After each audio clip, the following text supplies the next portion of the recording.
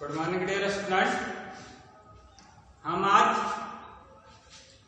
Present indefinite tense के negative sentences के बारे में अध्ययन करेंगे।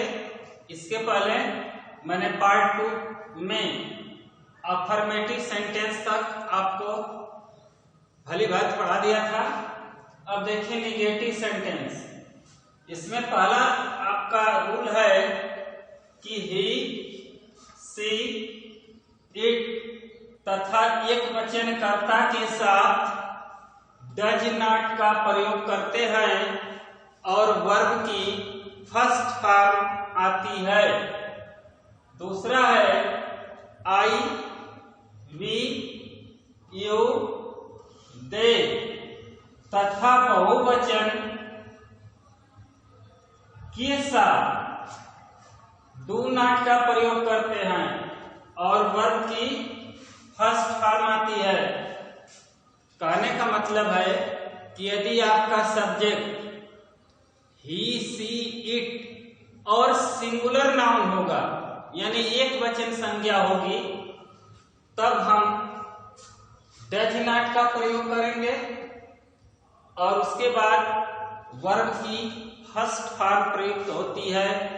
यदि सब्जेक्ट आई, यू, वी, दे तथा बहुवचन कर्ता है तो उसके साथ डू नॉट का प्रयोग करते हैं और वर्ब की फर्स्ट फॉर्म आती है। स्ट्रक्चर देखें इसका। जब आप ट्रांसलेट करेंगे तो सबसे पहले सब्जेक्ट लिखेंगे, उसके बाद डज नॉट या डू नॉट में से कोई एक सब्जेक्ट के अनुसार लिखेंगे। फिर उसके बाद V1 देखिए यहां प्लस कर दीजिए, V1 यानी वर्ब की फर्स्ट फॉर्म। उसके बाद क्या आएगा, ऑब्जेक्ट प्लस अदर्स। देखिए यहां पर वह क्रिकेट नहीं खेलता है, अंत में ता है आ गया। पहचान मैंने आपको बताया था प्रेजेंट इंडेफिनिट टेंस की कि इस टेंस के हिंदी वाक्यों के क्रियाओं के अंत में ता है, ती है, ते हूं, ता हूं आदि शब्द लगे होते हैं। तो देखिए वह क्रिकेट नहीं खेलता, अर्थ में ता है आ गया और आपका ये नहीं है तो आपका ये नेगेटिव सेंटेंस हुआ। नेगेटिव सेंटेंस में नहीं शब्द प्रयुक्त हुआ रहता है। अब देखिए सबसे पहले कैसे आप इसको ट्रांसलेट करेंगे। स्ट्रक्चर में देखिए सबसे पहले आप सब्जेक्ट लिखेंगे। आप जानते हैं कि जो कोई व्यक्ति किसी काम को करता है वो सब्जेक्ट होता है। जैसे मैं पढ़ा रहा हूं या मैं पढ़ाता हूं तो पढ़ाने का कार्य कौन कर रहा है, मैं, तो मैं सब्जेक्ट हो गया। तुम सोते हो तो तुम सब्जेक्ट हो गए। सचिन क्रिकेट खेलता है तो सचिन सब्जेक्ट हो गया। तो इस तरह से आपको सब्जेक्ट पता है। तो देखिए वह क्रिकेट नहीं खेलता है तो वह आपका सब्जेक्ट, तो वह का क्या होगा, ही। अब देखिए ही, सी, इट तथा एक वचन कर्ता के साथ क्या आता है, डज नॉट। इसलिए मैंने रूल को ये लिख दिया है कि आप भली बात समझ लें। तो आपने सब्जेक्ट ही लिखा, अब ही के बाद सहायक क्रिया डज और उसके बाद नॉट। तो ही डज नॉट। अब देखिए स्ट्रक्चर में है V1 डज नॉट लिखने के बाद V1 यानी वर्ब की फर्स्ट फॉर्म। तो खेलना क्या होगा, प्ले।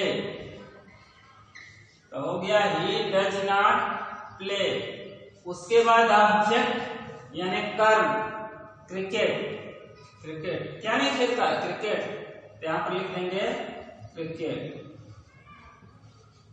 तो इस तरह से ये आपका अनुवाद बन गया, he does not play cricket. दूसरा एग्जाम्पल देखो, तुम चावल नहीं खाते हो।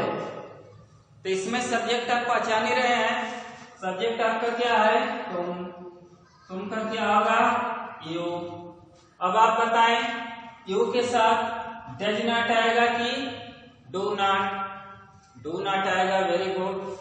देखिए यहां पर लिखा है रूल में कि यू के साथ क्या आता है, डू नॉट। तो यू डू नॉट। अब देखिए डू नॉट हो गया, फिर वर्ब की फर्स्ट पार्ट खाना, खाना का होता है ईट। तो यू डू नॉट ईट, क्या नहीं खाते हो, चावल। चावल आपका ऑब्जेक्ट हो गया राइस, और अंत में फुल स्टॉप लिख देते हैं। एग्जाम्पल 3, मैं आगरा नहीं जाता हूं। देखिए अंत में ता हुआ गया, प्रेजेंट इंडेफिनिट टेंस का या नेगेटिव सेंटेंस है। मैं आगरा नहीं जाता हूं, मैं का क्या होगा, आई।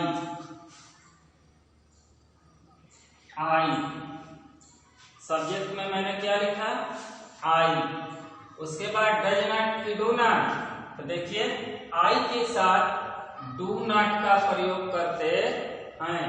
तो यहां पर लिख देंगे आई डू नॉट। उसके बाद V1 यानी वर्ब की फर्स्ट पार्ट, तो जाना का क्या होगा, गो।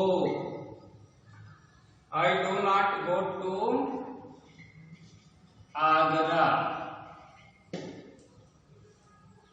चौथा है सीमा एक पत्र नहीं लिखती है। तो देखिए इसमें आपका सब्जेक्ट सीमा है और वर्ब क्या है, लिखना है, राइट। तो सीमा एक वचन है, तो किसी भी व्यक्ति का नाम होता है, राम, मोहन, सीता, गीता, रीता, तो उसका नाम का वही नाम ही लिख देते हैं।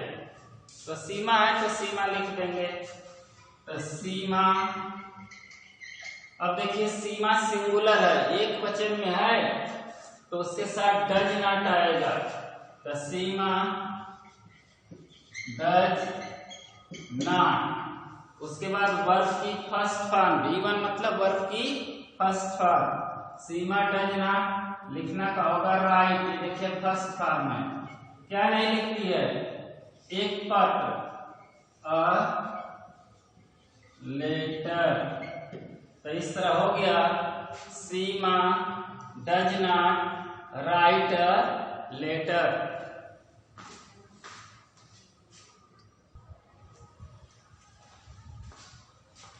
रूल नंबर 3, देखिए जब वाक्यों के बीच में कभी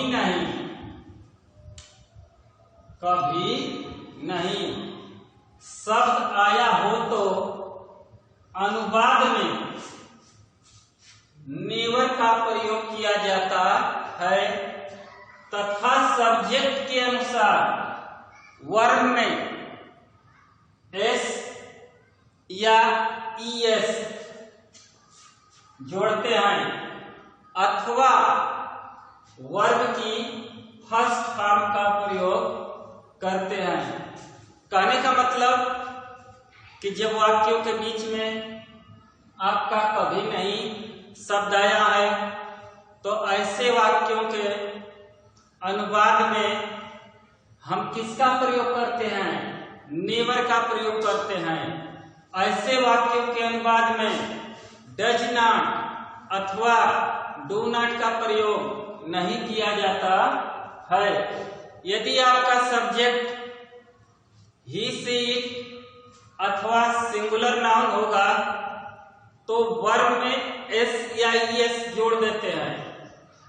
अगर सब्जेक्ट आई, बी, यू, दे तथा बहुवचन कर्ता होता है, तब हम क्रिया की फर्स्ट फॉर्म का प्रयोग करते हैं, यानी मुख्य क्रिया का प्रयोग करते हैं। आइए उदाहरण को ट्रांसलेट करते हैं, समझ में आ जाएगा। देखें, सचिन क्रिकेट कभी नहीं खेलता है। तो देखिए कभी नहीं आया ना, तब हम अब किसका प्रयोग करेंगे? नेवर का करेंगे, डज नॉट का प्रयोग नहीं करेंगे। तो देखिए आप जानते हैं कि सबसे पहले आप क्या लिखते हैं? सब्जेक्ट। तो आपका सब्जेक्ट क्या है? सचिन। तो देखिए सचिन। उसके बाद कभी नहीं के लिए क्या लिखेंगे? नेवर। सचिन नेवर। उसके बाद वर्ब प्लेज। अब देखिए सब्जेक्ट के अनुसार एस या एस भी जोड़ देते हैं वर्ब में। तो देखिए सब्जेक्ट आपका सिंगुलर है, सचिन एक वचन है, तो इसमें आप प्ले में एस जोड़ देंगे, क्योंकि जब आपका सब्जेक्ट एक वचन होता है तो वर्ब भी एक वचन होनी चाहिए। जब क्रिया में एस या एस जोड़ देते हैं तो वो क्रिया एक वचन की हो जाती है। तो इस तरह सचिन नेवर प्लेज, क्या कभी नहीं खेलता है? क्रिकेट। तो आप यहाँ क्रिकेट लिख दें। इस तरह से आपका एक अनुवाद हो गया, सचिन नेवर प्लेज क्रिकेट। अब अगला देखें, तुम आम कभी नहीं खाते हो। अब इसमें सब्जेक्ट आपका क्या है? यू है, यानी तुम, तो इसका हो गया यू। अब कभी नहीं के लिए क्या लगाएंगे? नेवर। You never. उसके बाद वर्ब की एक फर्स्ट फॉर्म रहेगी। इस ईट में यस या यस हम नहीं जोड़ेंगे। क्यों नहीं जोड़ेंगे? यदि आपका subject I we you they और बहुवचन होता है तो वर्ब में हम एस या एस नहीं लगाते हैं। तो यू नेवर ईट मैंगोज। तीसरा देखें, वह हिंदी कभी नहीं पढ़ता है। तो वो आपका क्या होगा? ये। कभी नहीं का क्या होगा? नेवर। पढ़ना का क्या होगा? आपका रीड होगा। अब इसमें एस जोड़ देंगे। क्यों जोड़ेंगे? कि आपका ही से इट आपका सब्जेक्ट है, इसलिए वर्ब में एस जोड़ देंगे। तो ही नेवर रीड्स, क्या नहीं पढ़ता? हिंदी। तो यहाँ पर आप हिंदी लिख देंगे और अंत में फुल स्टॉप। हम चावल कभी नहीं बेचते हैं। बी, हमका क्या हो गया? बी। कभी नहीं का नेवर, बेचने का सेल।